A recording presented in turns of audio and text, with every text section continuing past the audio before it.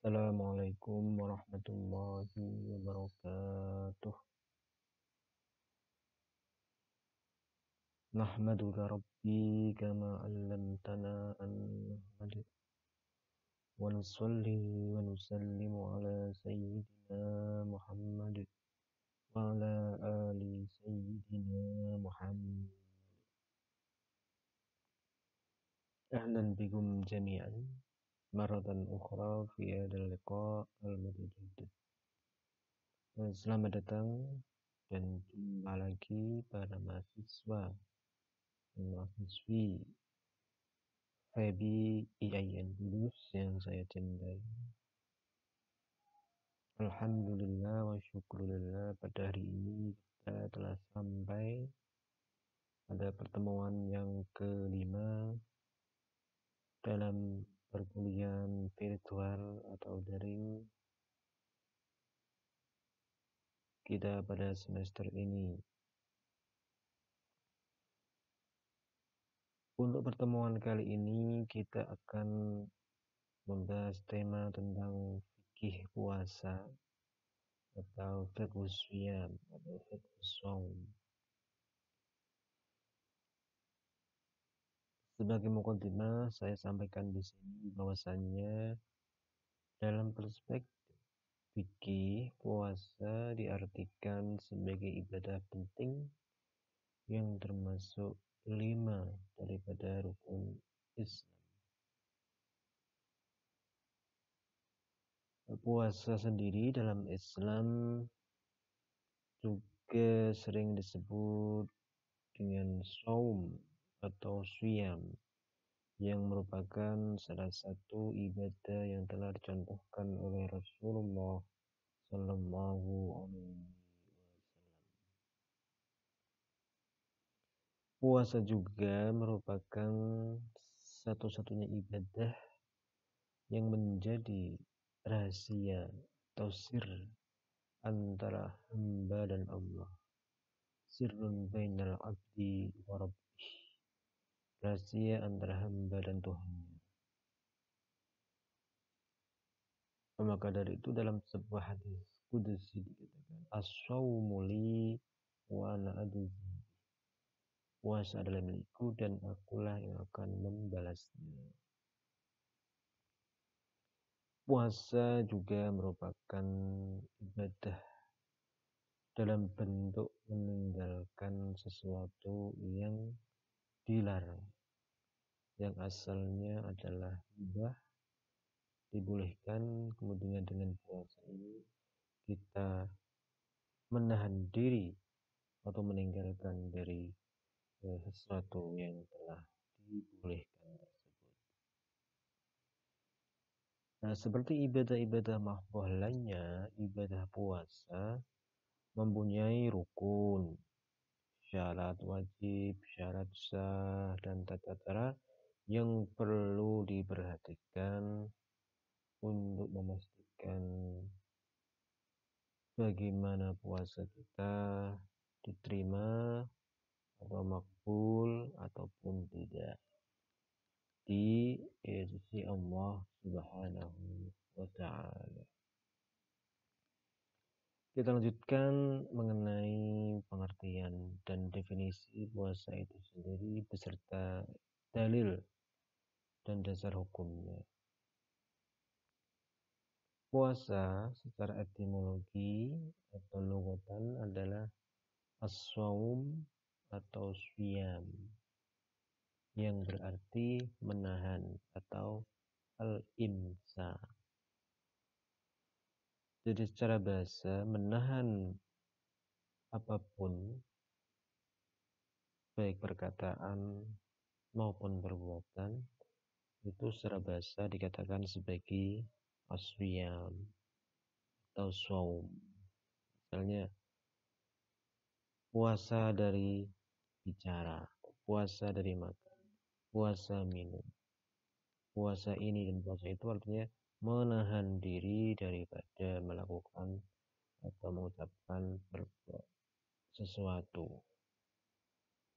Sehingga puasa secara bahasa artinya menahan atau imsak.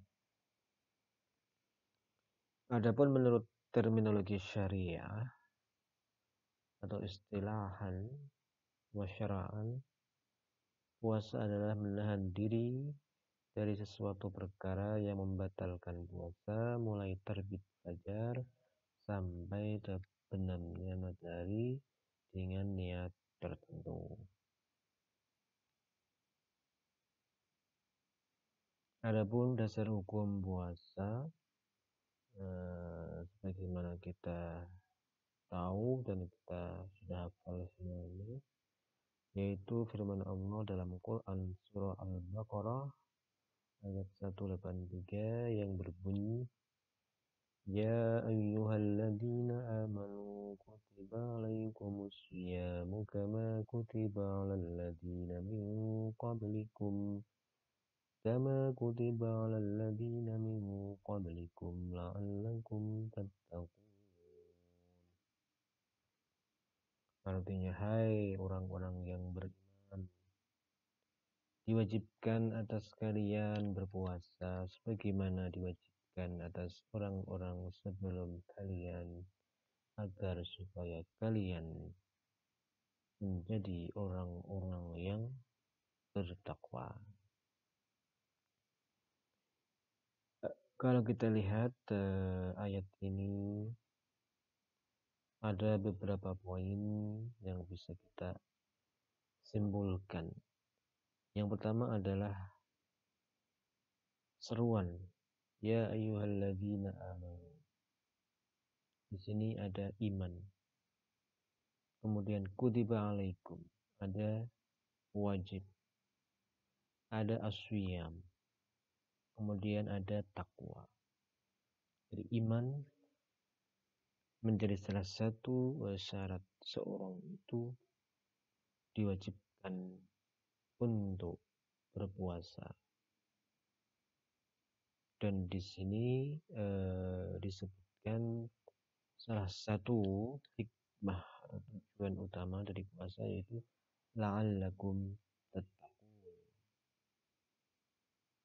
supaya orang yang berpuasa itu menjadi insan yang bertakwa atau muttaqin.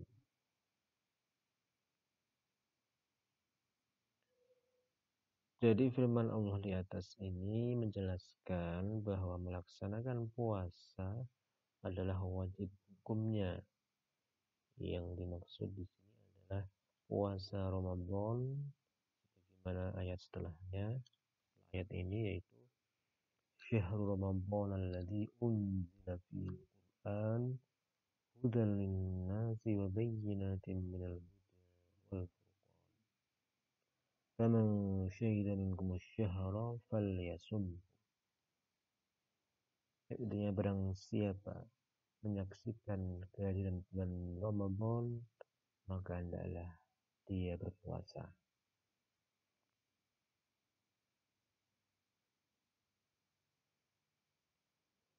Di mana puasa ini merupakan bentuk pertanggungjawaban manusia kepada penciptanya secara langsung, serta kegiatan dan aktivitas yang menyangkut hubungan antara hamba dengan Allah atau hablum minallah. Adapun macam-macam puasa, tentunya ini bisa dibedakan berdasarkan atas hukumnya, mulai dari fardu atau wajib, sunnah, haram, dan makruh.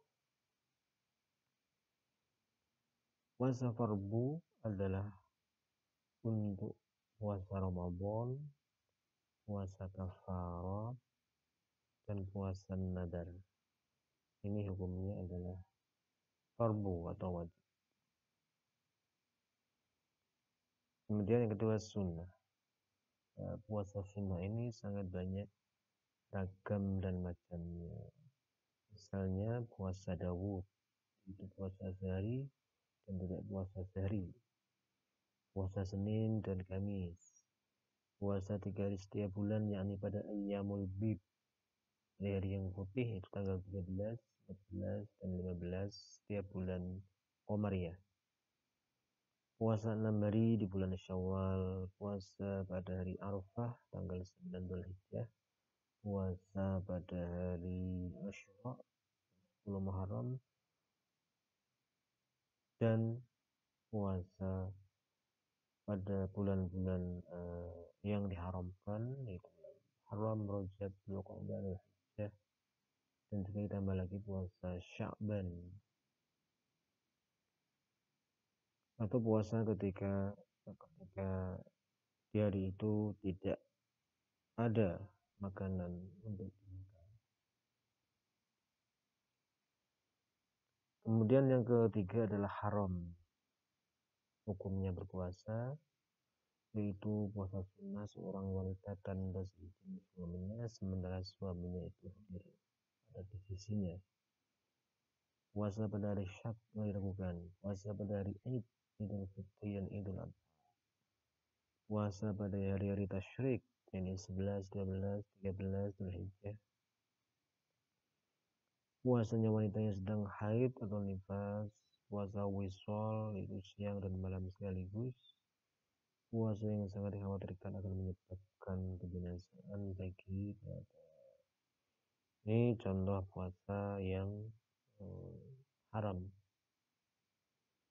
Adapun yang makruh hukumnya adalah puasa khusus di hari Jumat atau Sabtu dan puasa dahr atau puasa setiap hari sepanjang tahun. Itu beberapa macam daripada ibadah puasa. Bila dilihat dari sudut pandang hukumnya wajib, sunnah, haram, makruh. Adapun syarat sah puasa yaitu Islam. Tadi disebutkan dalam ayat, ya ayyuhalladzina amanu, wahai orang-orang yang beriman. Otomatis ketika disebutkan orang beriman, ya otomatis orang yang Islam. Karena Islam tidak lepas dari 3 komponen, yaitu iman, Islam, dan ihsan. Ketika salah satu disebut, maka yang dua ikut terwakili dalam kata tadi. Misalnya orang menyebut di sini Islam, maka otomatis iman dan ihsan juga ikut. Kalau orang menyebut iman, orang beriman, maka Islam dan ihsan juga ikut terwakili dalam kata Islam tersebut. Jadi yang pertama syarat sah puasa adalah Islam, kemudian berakal, kemudian bersih dari haid dan nifas, kemudian mengetahui waktu diperbolehkan untuk berpuasa, sehingga tidak sah puasa bagi orang kafir, orang gila walaupun sebentar, perempuan haid atau nifas, dan puasa pada waktu yang diharamkan seperti hari raya atau hari tasyrik. Adapun perempuan yang terputus haid atau nifasnya sebelum fajar, maka puasanya tetap sah dengan syarat telah niat sekalipun belum mandi sampai waktu pagi atau subuh. Adapun syarat wajib puasa yaitu Islam, puasa tidak wajib bagi orang non-Islam atau orang kafir dalam hukum duniawi. Namun di akhirat mereka akan diazab karena kekafirannya. Adapun orang murtad, maka wajib baginya mengqadha apabila ia kembali masuk Islam. Kemudian mukallaf itu baligh dan berakal. Anak yang belum baligh tidak wajib puasa. Namun orang tua wajib memerintahkan putra putrinya berpuasa sekecil, yaitu 7 tahun, dan memukul separuhnya jika meninggalkan puasa saat berumur 10 tahun. Hal ini dianalogikan dengan perintah untuk melaksanakan sholat bagi anak. Kemudian mampu mengerjakan puasa. Bukan orang yang lanjut usia atau orang yang sakit. Orang lanjut usia yang tidak mampu berpuasa atau orang sakit yang tidak ada harapan untuk sembuh, menurut kacamata medis atau dokter, maka wajib mengganti puasanya dengan membayar fidyah atau tebusan, yaitu 1 mud sekitar 6,25 ons makanan pokok atau beras kalau untuk orang Indonesia untuk setiap hari. Kemudian selanjutnya adalah muqim, tidak wajib bagi musafir, orang yang dalam perjalanan jauh, selama ia bepergian sejauh lebih dari 82 km. Keluar dari batas kotanya sebelum fajar dan menetap di kota tujuan tidak lebih dari 4 hari.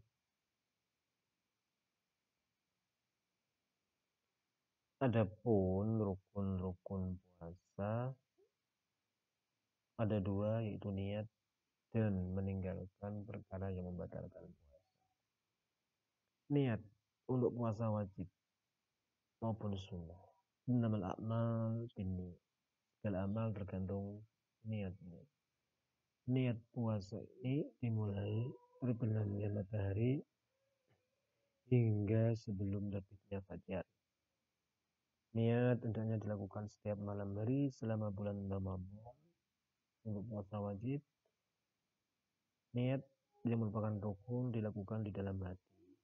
Tanpa niat dalam hati, puasanya tidak sah. Adapun mengucapkan atau talafuz adalah sunnah.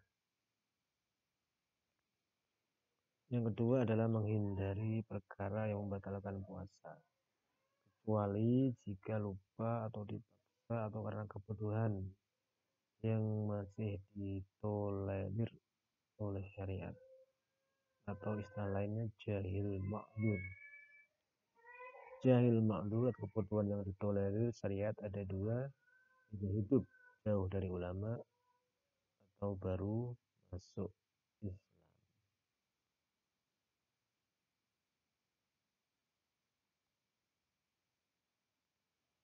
Adapun hal-hal yang membatalkan puasa bisa disebutkan di sini.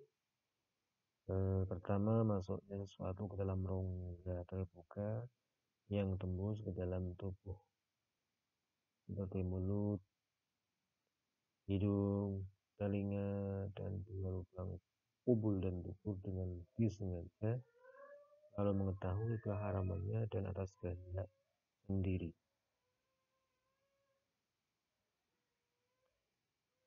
Kemudian yang kedua adalah murtad, yakni keluar dari Islam, baik dengan niat dalam hati, perkataan, perbuatan, walaupun perbuatan murtad tersebut hanya sekejap saja.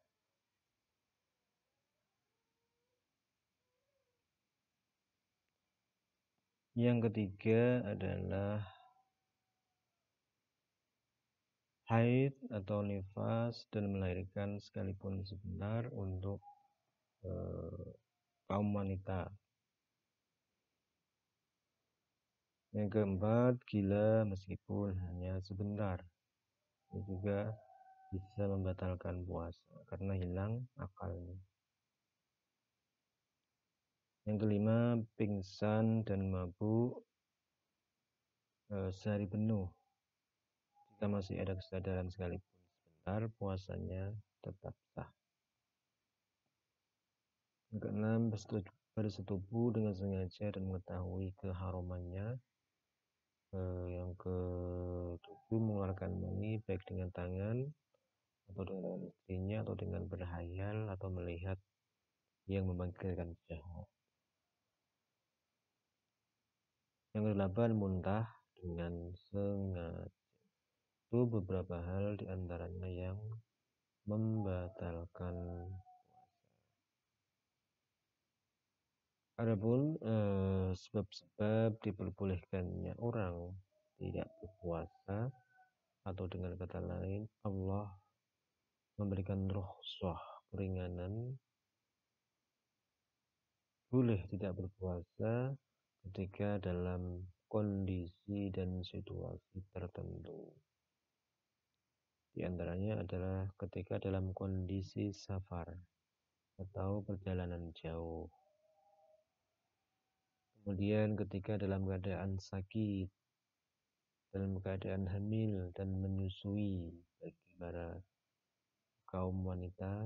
Kemudian ketika sudah dalam kondisi lanjut usia atau dalam kondisi lapar atau haus yang sangat hebat.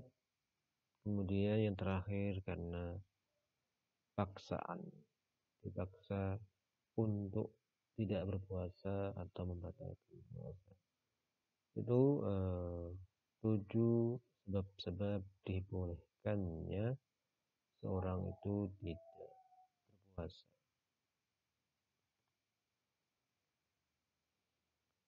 Adapun konsekuensi orang yang tidak berpuasa atau membatalkan puasa, khususnya puasa Ramadan yang merupakan puasa wajib, maka di sini ada beberapa kriteria, yaitu wajib qadha dan membayar denda, wajib qadha tanpa denda, wajib denda tanpa qadha, tidak wajib qadha, dan tidak wajib denda.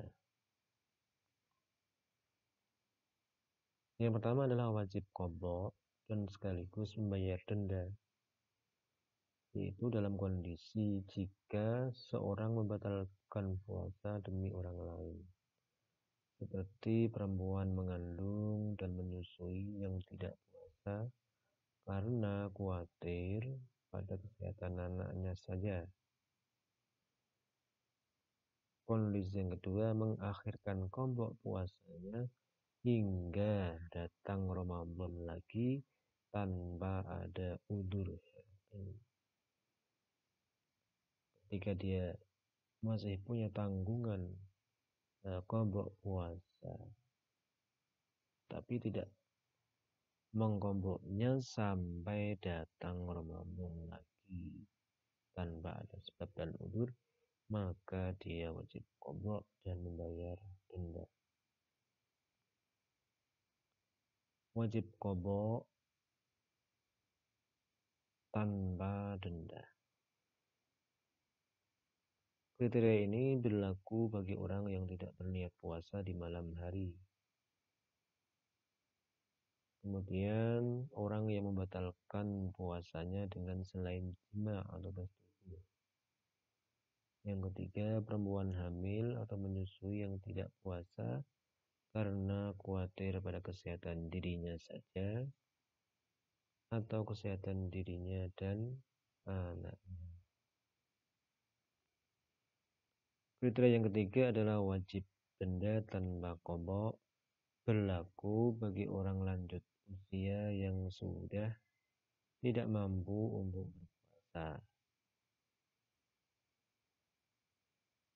Kemudian orang sakit yang tidak ada harapan untuk sembuh sehingga ia tidak mampu berpuasa, maka hanya wajib membayar denda. Kemudian kriteria yang keempat, tidak wajib qadha dan tidak wajib denda, berlaku bagi orang yang sudah kehilangan akal atau gila yang permanen atau tidak mengalami kesembuhan. Adapun denda yang dimaksud di sini adalah fidyah, yaitu membayar 1 mud atau 6,5 ons makanan pokok daerah setempat, misalnya beras, untuk orang-orang Indonesia dalam setiap harinya, dalam setiap hari puasa yang ia tinggalkan atau buka atau tidak berpuasa.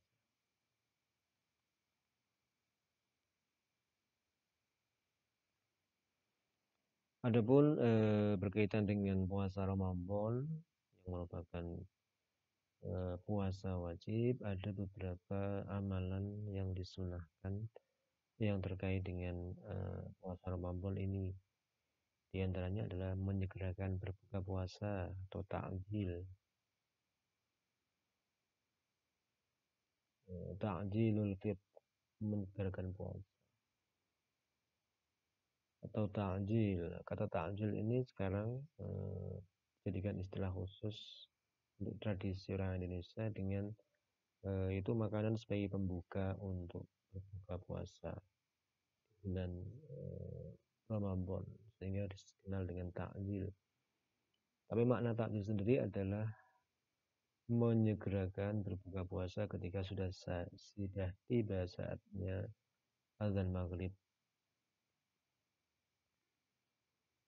Kemudian makan sahur, dan sunnahnya lagi sahurnya adalah diakhirkan. Kalau buka ditakjil, kalau sahur sunnahnya diakhirkan. Kemudian berbuka dengan kurma atau rupot dengan bilangan yang ganjil 3, 5, 7 dan seterusnya. Bila tidak ada rutab atau kurma basah, maka dengan air zam-zam atau air putih atau air susu. Membaca doa saat berbuka puasa, memberi makanan berbuka pada orang yang berpuasa, mandi janabat sebelum terbitnya fajar bagi orang yang junub di malam hari, mandi setiap malam di bulan Ramadan, melakoni salat tarawih dan witir, memperbanyak bacaan Al-Quran dengan tadabbur, memperbanyak amalan sunnah dan amal soleh, meninggalkan caci maki dan kata-kata jelek, berusaha makan dari yang halal, bersungguh-sungguh di 10 hari yang terakhir daripada bulan Ramadan atau Ashrul Awakhir. Adapun hal-hal yang dimakruhkan dalam puasa Ramadan diantaranya adalah mencicipi makanan, berbekam, banyak tidur dan terlalu kenyang, mandi dengan menyelam, memakai siwak atau sikat gigi setelah masuk waktu zuhur. Adapun hal-hal yang membatalkan pahala puasa atau muhbitat, hal-hal yang membatalkan puasa, puasanya sah tapi pahalanya nol, tidak ada pahala, yaitu ghibah, mengunjing aib orang, gosip, mengadu domba atau namimah, berbohong atau kadhib, memandang hal-hal yang haram ataupun halal namun dengan syahwat, misalnya melihat lawan jenis dengan syahwat, kemudian sumpah palsu, kemudian berkata jorok atau melakukan perbuatan yang jelek. Ini semua akan membatalkan pahala puasa. Jadi puasanya sah secara hukum, dia gugur dari kewajibannya, namun di mata Allah, di sisi Allah tiada pahala. Bahkan Nabi sudah mewanti-wanti mengenai hal ini dalam sebuah hadis, rubba sha'imin laisa lahu min siyamihi ilal ju' wal 'atash. Banyak orang yang berpuasa, tapi yang didapat hanyalah lapar dan dahaga. Jadi pahalanya tidak ada. Adapun hikmah daripada puasa sendiri tentunya banyak sekali yang kita raih atau kita petik ketika kita melakukan ibadah puasa ini. Nah, di sini bisa disebutkan ada 10 hikmah dan mungkin juga bisa ditambah lagi dengan hikmah-hikmah yang lain, karena ibadah puasa adalah ibadah yang eh, penuh hikmah, penuh makna, dan penuh arti. Di antaranya adalah yang pertama, meningkatkan ketakwaan kita kepada Allah Subhanahu wa taala. Bahkan hikmah dan tujuan puasa ini jelas disebutkan dalam firman Allah Subhanahu wa taala yang saya sebutkan tadi, yaitu Al-Baqarah 183, la'allakum tattaqun. Mengapa puasa bisa mencetak orang bertakwa? Kita lihat dulu arti daripada takwa sendiri menurut bahasa adalah dari kata waqa yaqi wiqayah, yang berarti adalah menjaga diri atau melindungi diri atau memproteksi diri. Itu takwa menurut bahasa. Adapun menurut istilah, tentu banyak yang mendefinisikan takwa itu sendiri. Di antaranya yang kita tahu dan masyhur adalah takwa adalah menjalankan perintah Allah dan menjauhi larangannya. Ada lagi yang mendefinisikan takwa sesuai dengan arti bahasanya. Takwa adalah menjaga diri, memproteksi diri, melindungi diri dari murka Allah, dari larangan-larangan Allah, dari siksa Allah, dari neraka Allah, dan seterusnya. Jadi memproteksi diri agar kita tidak terjerumus pada hal-hal yang dilarang oleh Allah, yang akan mengakibatkan pada murka Allah, pada ghadab Allah, pada siksa Allah, dan seterusnya. Sehingga dengan memproteksi itu intinya kita menghindarkan diri dari segala apa yang tidak diridhoi oleh Allah Subhanahu wa taala atau yang dilarang oleh Allah Subhanahu wa taala, dan otomatis juga mengerjakan apa yang diperintah. Makanya di antara definisi takwa yang paling populer adalah imtisalu awamirillah wajtinabu nawahi, menjalankan perintah Allah dan menjauhi larangannya. Ini ketakwaan yang diharapkan hikmahnya daripada kita berpuasa. Kemudian hikmah yang kedua adalah bisa melatih diri kita untuk menjadi orang yang qana, orang yang merasa cukup dengan apa yang telah dianugerahkan oleh Allah kepada kita. Kemudian hikmah yang ketiga adalah melatih diri kita untuk mengontrol hawa nafsu. Ketika Allah mewajibkan puasa, yang artinya menahan diri dari sesuatu yang mubah, yang dibolehkan, menahan diri dari makan, minum, hubungan suami istri, semuanya adalah dibolehkan.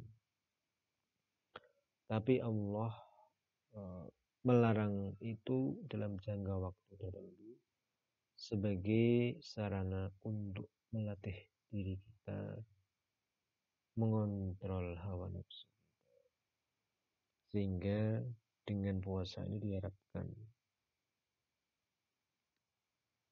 kita bisa menahan diri dari sesuatu yang mubah, yang dibolehkan. Apalagi menahan diri dari sesuatu yang dilarang.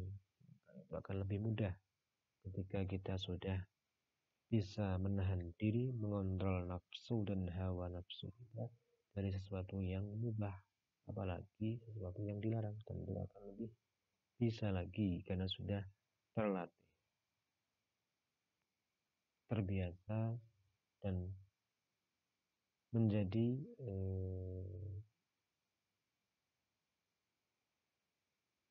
kebiasaan kita untuk mengontrol hawa dan nafsu.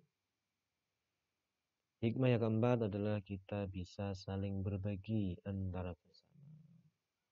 Misalnya dalam puasa Ramadan kita dianjurkan untuk memberikan buka puasa bagi orang yang berpuasa yang pahalanya sangat besar.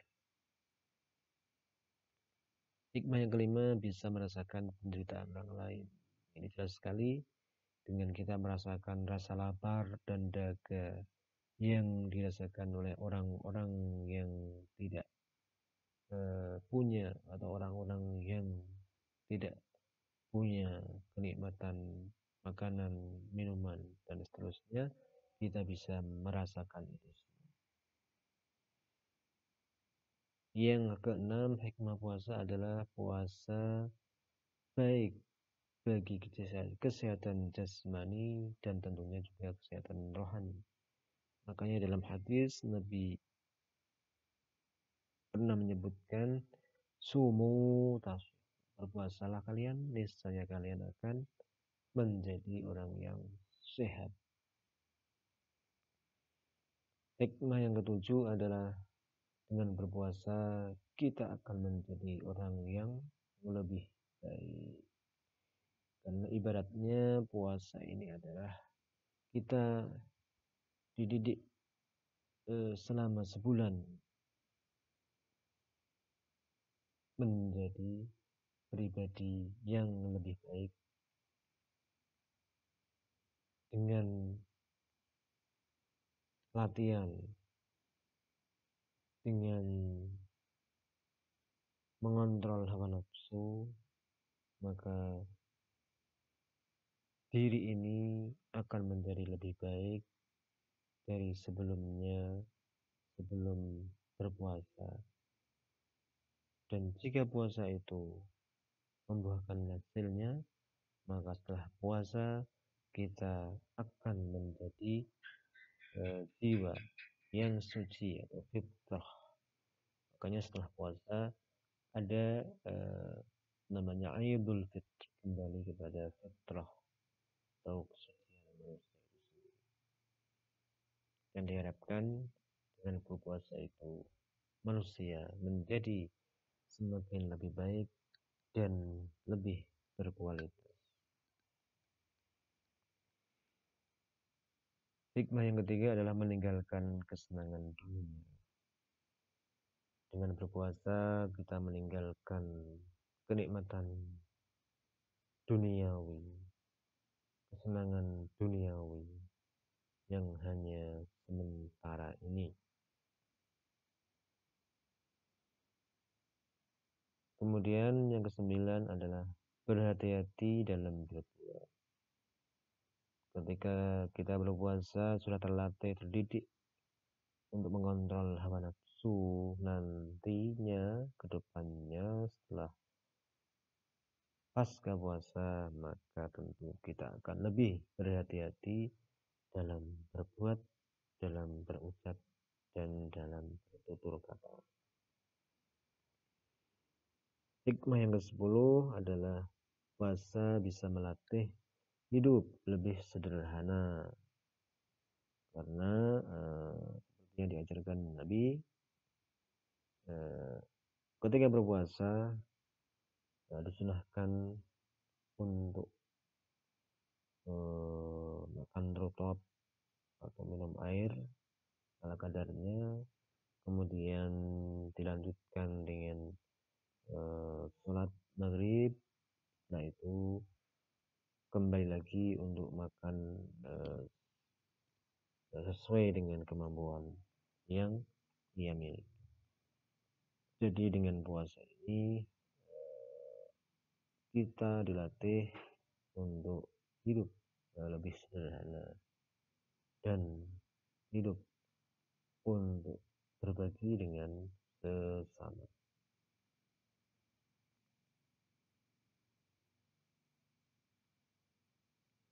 Adapun kalau kita kembali ke dalam sejarah puasa sendiri,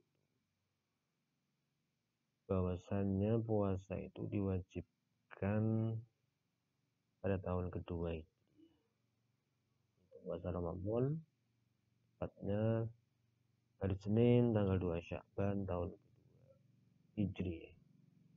Itu setelah turun ayat tadi, ya ayyuhalladzina amanu kutiba alaikumusiyam kama kutiba alal ladzina min qablikum la'allakum tattaqun.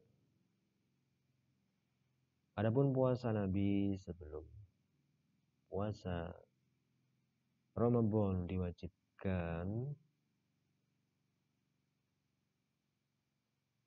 ada yang mengatakan Nabi puasa setiap bulannya 3 kali.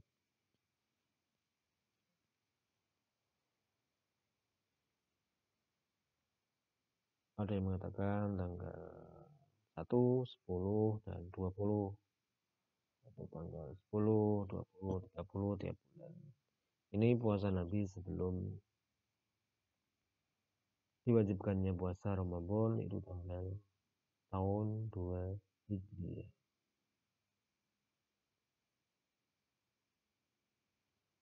Dan selain puasa Ramadan yang diwajibkan, banyak sekali puasa-puasa sunnah yang merupakan puasa tambahan atas puasa fardu. Bagaimana banyak sholat-sholat sunnah yang merupakan tambahan atau nafilah bagi sholat-sholat fardu yang 5 waktu itu.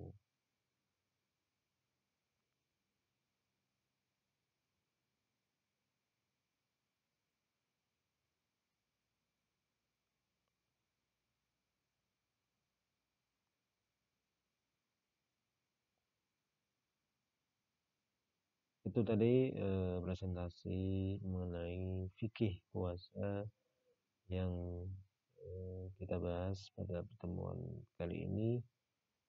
Semoga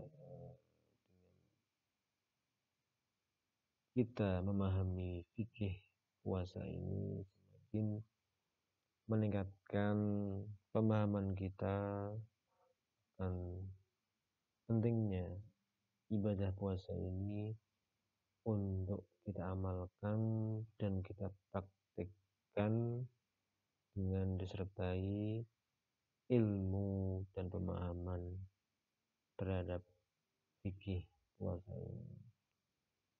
Demikian presentasi dari saya kira cukup sekian dulu.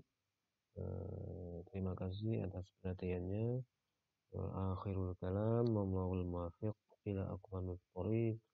Wassalamualaikum warahmatullahi wabarakatuh.